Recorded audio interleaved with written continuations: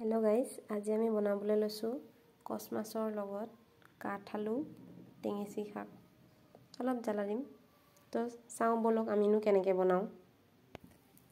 প্ৰথমে মই মাছটো ফ্ৰাই কৰি লম। মাছটো ফ্ৰাই কৰি থৈ বাকি তেল অলপ দি লৈছো। যেটো কস মাছ মই তেলটো কমকে দিছো। কস মাছৰ এনেও তেল ওলায়। মই মাছখিনি তেলত দিলো। এয়া ফ্ৰাই কৰি লৈছো।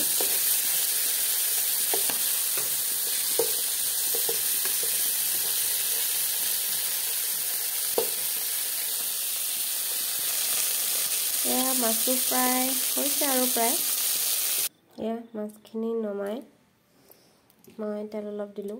পিঁয়াজ দিছো।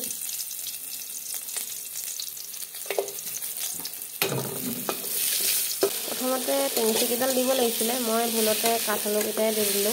আপোনালোকে প্ৰথমতে টেঙেচি ভাগ তেলত বনাই ল'ব। এতিয়া মানে টেঙেচি ডালটো যে থাকে সেইখিনি সব লহি যায়, ভাল হয় খাবলৈ। নিমখ হালধি দিলো, অলপ লৰাই দিছো।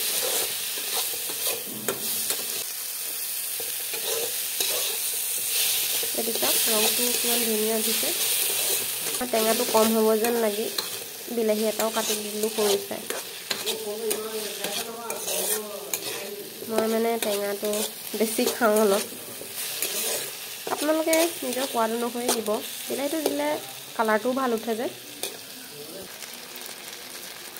তেল কেটাও দি দিলো। দি তেলতে অলপ লৰাই মেলি ঢাকনাখন লগাই দিম। দাইলখিনি এতিয়া ধুনীয়া ফুট আহি আছে। এতিয়া মই মাছ দি দিম।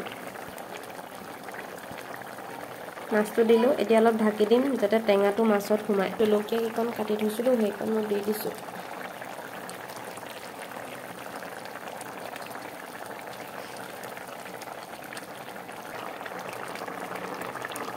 নিমখ অলপ টেষ্ট কৰি চাওঁ।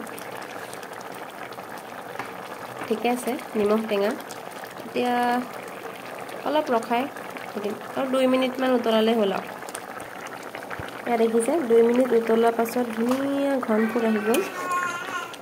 এতিয়া আপোনালোকে ধুনীয়া পৰিবেশন কৰিব পাৰে।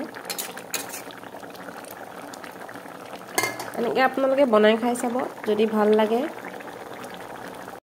আৰু আপোনালোকে কমেন্ট কৰিব কেনেকেনো বনাই খায়। আজিলৈ আহিছো।